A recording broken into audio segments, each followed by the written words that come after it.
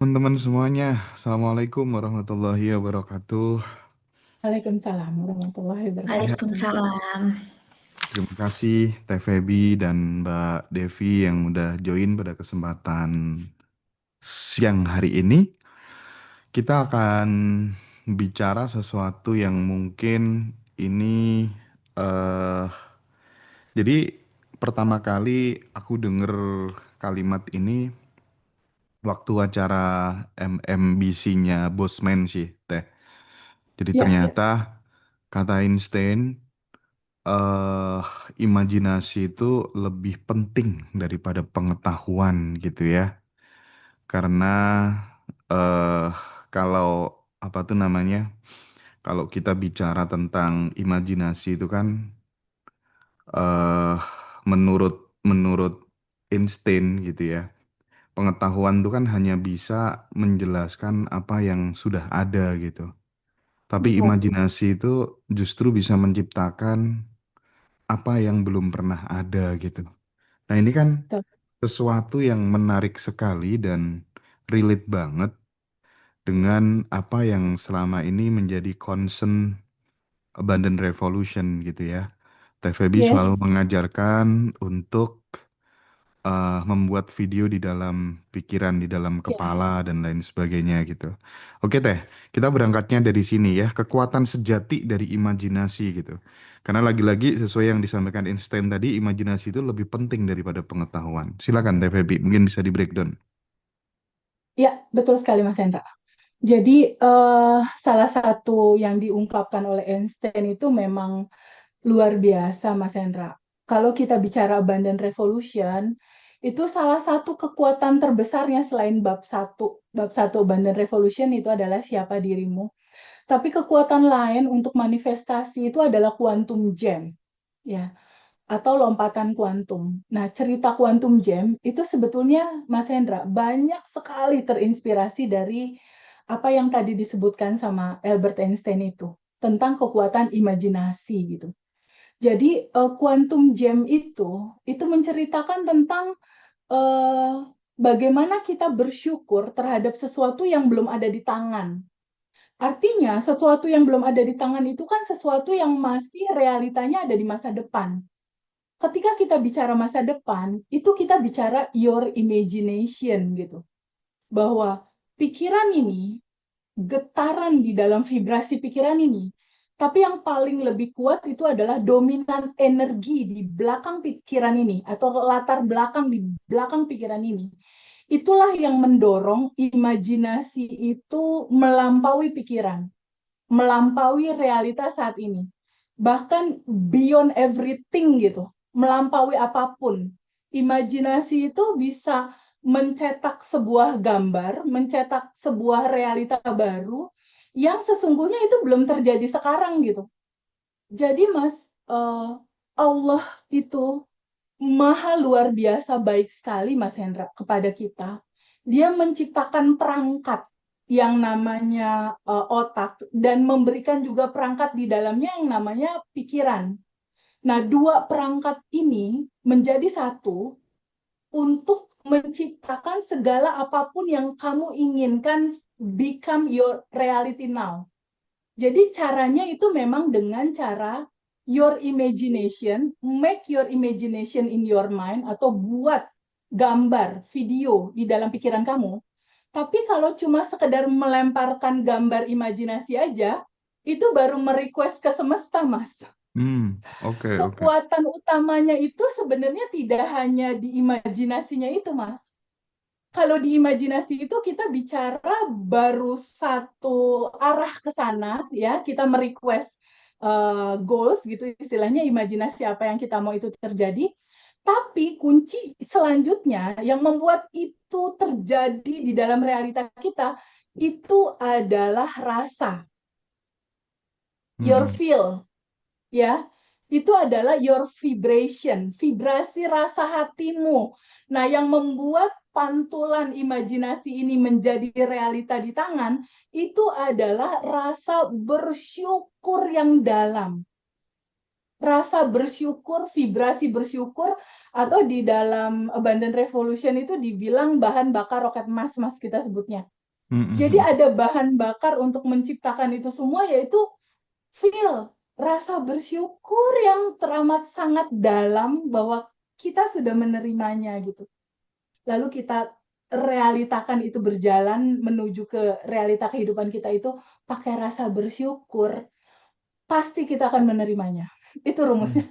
Oke, Jadi oke, nggak oke. sekedar visualisasi, Mas. Harus ada vibrasi rasa yang melatar belakangi itu bahwa I can feel now gitu. Aku bisa merasakan rasa bahagia itu sekarang. Aku bisa merasakan bahwa apa yang aku inginkan dalam imajinasi itu aku rasakan sekarang now. Ketika itu udah selaras, Mas, udah klop nih antara imajinasi sama feel rasa dan nggak ada penolakan sama sekali. Itu terjadi, Mas. Oke. Itulah yang terjadi sama teman-teman di luar sana yang sudah banyak quantum jam-nya itu berhasil. Iya, Gitu, Mas Hendra.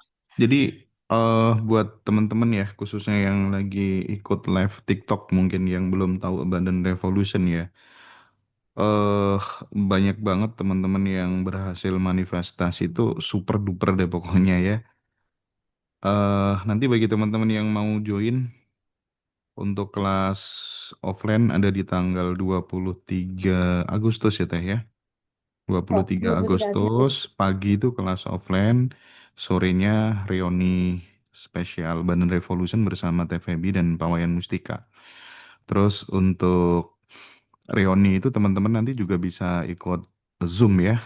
Jadi kita hybrid online dan offline. Ini untuk umum. Jadi semuanya teman-teman bisa ikut. Terus yang untuk kelas Zoom spesial yang biayanya sangat terjangkau sekali itu di tanggal 15 Agustus. Teman-teman bisa ikut. Kembali ke penjelasan TVB tadi. eh Artinya bahwa kan gini ya, anak-anak kecil itu memang kalau saya biasanya tuh teh wawancara banyak banyak orang gitu ya, yang hilang dari anak-anak kecil sekarang adalah kemampuan untuk mengajak mereka berimajinasi. Itu justru kemudian malah luntur gitu. Padahal imajinasi sangat-sangat penting gitu.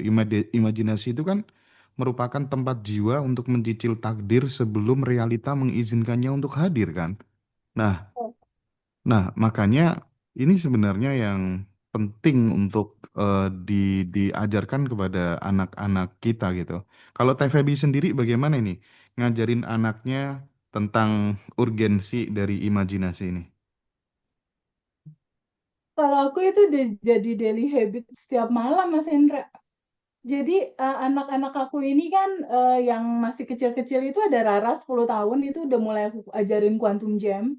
Lalu Adam 7 tahun itu udah dari awal aku ajarin sampai sekarang juga. Begitupun Al-Fatih yang kecil baru beres ASI nih 2 tahun setengah 3 tahun lah. Itu aku kalau tiap malam, Mas, menjelang tidur ya, aku masuk kamar anak-anak, itu ada satu kebiasaan tiap malam yang kita lakukan, anak-anak menjelang tidur aku nyusup di mereka, jadi mereka bertiga, aku di tengah-tengah, lalu kita ucapin atau ngobrolin tentang, yuk kita obrolin tentang kebahagiaan, kalau Adam besar mau jadi apa, gitu. Terus Rara besar mau jadi apa, Al besar mau jadi apa.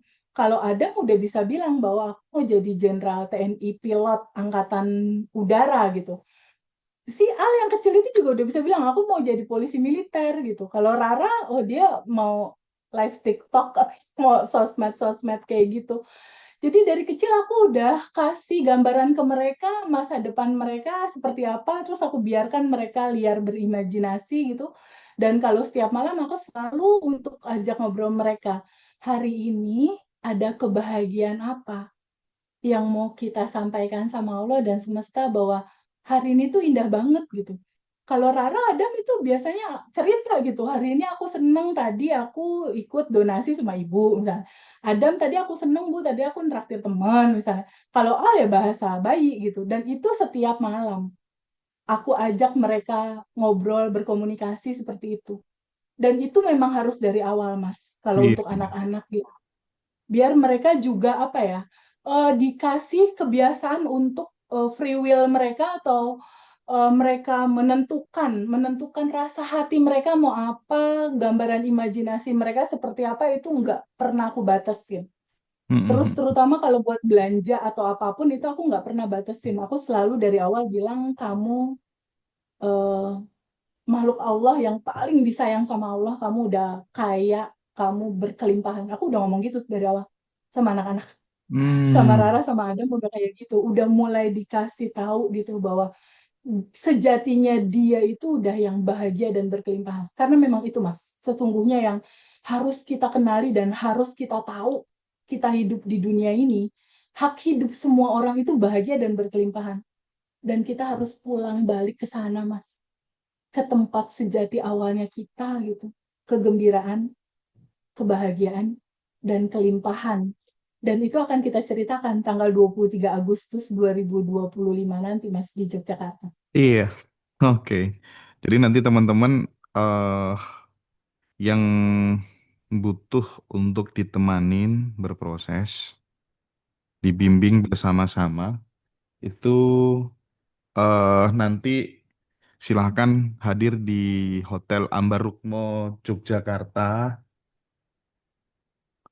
Ah, jadi nanti teman-teman kita akan ketemu sama circle-circle yang eh banyak teman-teman miliarder yang ada di sana, sehingga nanti teman-teman benar-benar bisa apa ya, melayakkan diri gitu. Oke, aku ternyata bisa berkumpul bersama orang-orang yang punya kemauan bersama untuk bertumbuh gitu. Dan menurutku networking itu penting sekali, jaringan itu penting sekali, terjadi transformasi knowledge, experience di sana gitu ya.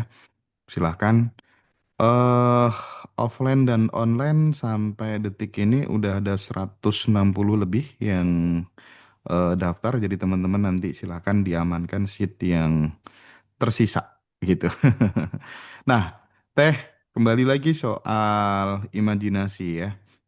Artinya kita memandang bahwa selama ini kan eh, kita melihat imajinasi itu jangan-jangan hanya ilusi mental kita aja gitu. Ternyata kan enggak ya. Dari cerita Teh Feby tadi sama beberapa pelatihan yang pernah aku ikutin gitu ya. Eh kayaknya itu jadi materi inti deh ya. Saya ngeluarkan uang cukup mahal gitu, tapi di endingnya ternyata materi intinya itu dan disuruh ngerepetisi terus video di dalam pikiran itu, ngulang-ngulang dan memang banyak hal-hal yang berubah ketika kemudian itu sorry dipraktikan. Bukan hanya dipelajari tapi benar-benar dipraktikan gitu. Dan Iya. sama mentornya waktu itu aku disuruh praktiknya sekitar 30 hari sih ya. Dan itu Hmm. menginspirasi Badan Revolution juga kenapa kemudian kita juga harus disuruh praktik 30 hari dia. Nah, kita tahu bahwa imajinasi tidak hanya sekedar ilusi mental tetapi juga menjadi jembatan spiritual. Ini kan untuk terwujudnya samudera kemungkinan gitu ya Teh kira-kira ya. Betul, betul sekali. Oke, Ya, oke, oke. Nah, yang jadi persoalan gini Teh. Bagaimana membuat film di dalam kepala kita itu kok bisa menembus RAS gitu, reticular activating system yang ada di dalam, kan ada zona sadar, ada otak sadar, ada bawah sadar kan. Nah, betul. itu bagaimana bisa diterjemahkan sama bawah sadar dan direspon sama alam semesta itu gimana ceritanya tuh? Jadi memang proses, Mas. Gini, ketika seseorang itu identitasnya masih lama, anggaplah identitas lama ini adalah penderitaan dan kekurangan gitu ya. Mm-mm. Anggap gitu ya. Anggaplah misalnya sebelumnya itu aku 2019 nih merasa menderita dan merasa kekurangan uang atau apapun itu. Ini identitas lama nih. Hmm. Lalu gimana caranya aku bisa jadi kayak aku sekarang nih? Hmm. 380 derajat berubah, 30 manifestasi terjadi. Apa sebenarnya yang terjadi yang membuat ini bisa critical areanya tuh ketembus gitu sampai ke bawah sadar? Hmm. Pertama, yang membuat itu terjadi itu adalah abandon identity. Hmm. Jadi rasa diri yang hidup ini udah lebih dari cukup Allah kasih gitu. Oke. Itu pertama tuh yang aku rasakan tuh. Ada rasa identitas yang berkelimpahan gitu. Kita udah harus tahu dulu tuh sejati kita. Oh iya ya, aku diciptakan sempurna, udah tanpa batas dan berkelimpahan. Itu satu dulu tuh dipegang. Hmm. Oh iya, bahwa aku tuh adalah miniaturnya Sang Pencipta. Ya, aku ini adalah percikan Dia. Kesadaran akan identitas itu, bahwa Allah Maha Kaya dan berkelimpahan, otomatis percikan ruhnya juga kaya dan berkelimpahan dong. Hmm. Nah, Hmm. aware kesadaran tentang Allah Maha Baik, yang pertama sebagai syarat nol. Syarat nolnya tuh Allah Maha Baik. Syarat pertamanya identitas kelimpahannya dulu harus aware, harus sadar. Oh, ternyata aku yang tanpa batas dan berkelimpahan. Aku juga berkelimpahan. Lalu mulai itu ada rasa aku layak. Aku layak apa yang Allah sajikan dan hantarkan, semua itu sudah lengkap, sempurna, udah cukup, udah nggak perlu nggak perlu pusing lagi gitu. Semuanya udah tersedia. Jadi di satu identitas kelimpahan dulu atau abundant identity dulu. Nah, ketika udah dapet tuh pengetahuan tentang itu dan rasanya itu, oke, aku adalah kreator kecil, gitu Oke. ya. Itu dulu tuh diambil. We are creator our life. Kita adalah kreator kehidupan kita. Karena kita Co-kreator. adalah percikannya. Itu tuh. Abandon identity-nya dulu, satu. Lalu dua, kalau abandon identity doang, nggak bisa juga jalan, Mas. Hmm. Hmm. Hmm. Kalau nggak ada abandon mentality, kalau nggak ada mental, rasa hati yang, ya Allah, makasih, ya Allah, makasih, gitu. Nggak ada rasa, makasih ya Allah masih dikasih kesempatan untuk memperbaiki ini semua. Ada mental kelimpahan. Ada rasa Hmm. mental kelimpahan. Ada rasa yang ini udah membahagiakan. Jadi kedua adalah abundant mentality. Mentalnya dulu nih, mentalnya bukan mental miskin gitu Mas. Iya, iya, iya, Bukan iya. mental orang yang suka ditraktir gitu. Hmm. Hmm. Hmm. Tapi mental orang yang punya pride, yang seneng gitu berbagi. Kalaupun nggak bisa berbagi karena nggak punya uang, ya minimal ngedoain sehari 10 orang. Hmm. Gitu. Nggak perlu pakai uang juga kan istilahnya untuk abundant mentality, menolong orang, berderma, senyum, happy. Jadi secara mental pembawaannya itu udah yang gitu loh, udah yang happy. Itu abundant mentality-nya dulu. Lalu yang ketiga, abundant mindset. Mindsetnya bahwa uang itu gampang, uang itu mudah, uang itu seperti udara, uang itu ada di mana-mana. Nah, mindset ini yang mindset uang itu datang bagaimana caranya itu bisa masuk dari manapun gitu. Jangan gini mindsetnya. Ya, apa tuh aku mah cuma ibu rumah tangga, duit dari mana ya? Nah, itu mindset itunya harus dirubah dulu karena untuk poin yang pertama itu udah tanpa batas. Jadi ketika mentalnya abundant, mindsetnya udah mindset tanpa batas bahwa uang masuk dari manapun begitu banyak cara gitu. Mindsetnya udah mindset berkelimpahan. Berikutnya ada yang keempat, Apa tuh? abundant action. Oke. Aksinya, gesturnya, Hmm. behaviornya itu harus menunjukkan abundant. Oke, oke. Jadi bahasa tubuhnya dia pada saat dia memberi, memberinya bukan karena takut kekurangan atau gue beri ntar gue dapat banyak, bukan gitu. Iya, iya, iya, iya. Memberinya udah memberi aksi secara aksi bahwa ketika aku memberi kepada sesama atau melakukan apapun ini wujud terima kasih syukur bahwa ini udah berkelimpahan, jadi kelimpahannya mau dibagi-bagi gitu. Bukan karena supaya dilipat gandakan gitu apa yang kita Bukan, punya gitu ya. bukan karena dilipat gandakan, tapi yang Mm-mm. lebih mendasar dan lebih mendalam lagi daripada itu Mas Hendra, pahami bahwa itu nggak bisa instan, Iya, butuh iya, iya. habit. Yang salah satunya menembus critical area itu adalah repetisi atau habit yang berulang-ulang dilakukan gitu. Makanya di habitnya Abundant Revolution ya, 30 hari daily routine, itu kan ada Mas, bangun tidur baru melek mata udah sadar nafas syukur. Sadar nafas syukur itu apa sih? Sadar nafas syukur itu adalah satu momen di mana kita menyadari bahwa ada yang tanpa batas di dalam dan ada yang tanpa batas di luar. Menyadari bahwa ada kelimpahan tanpa batas di dalam dan ada kelimpahan tanpa batas di luar. Dan pada saat kita melek mata, baru melek nih, udah langsung gini. Makasih atas nafas, gitu. Nah, ini kan menariknya gini.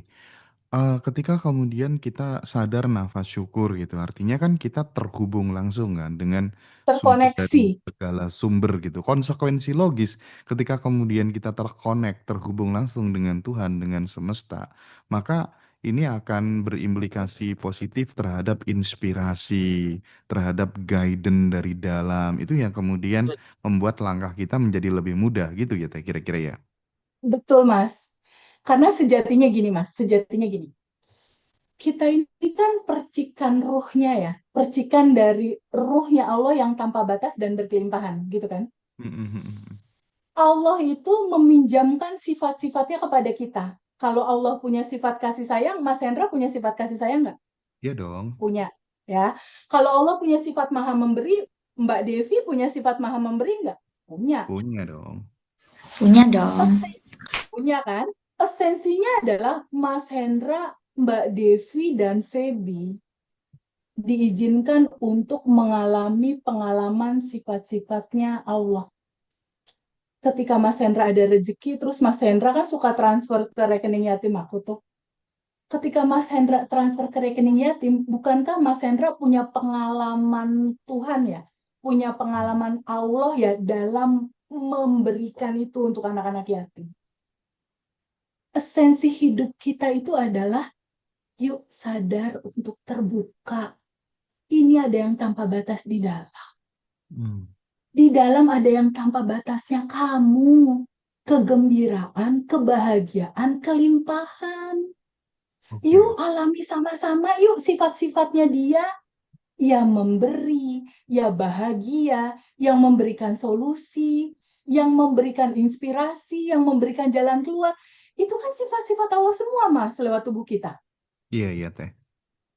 Izinkan diri kita, izinkan untuk membuka itu. Buka hatimu, buka dirimu, izinkan dirimu untuk menjadi alirannya.